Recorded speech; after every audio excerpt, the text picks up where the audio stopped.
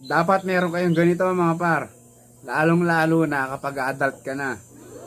Napulot ko lang to sa kalsada.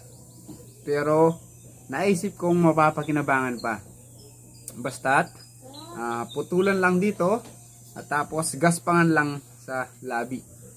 O kaya papel de liha. Kung meron kang grinder, mas magandang grinder. Ito po ay Dimedya na PVC na sirang gripo. Dahil sobrang haba, dapat yung kailangang haba lang yung putulan.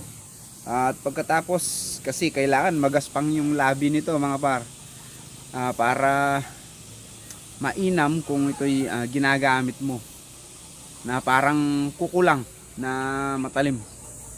So mga par, ginaspangan ko yung labi niya tapos pinutol ko. Kailangan kasi magaspang yung dito niya. Ganito yung gamit nito mga par. Ito, pag adult ka na, lagi mong hinahanap. Ganito na. Pangkamot. Gamitin to. Lalo na sa province. Hindi mo na kailangan pang mairita. Once na meron kang ganito,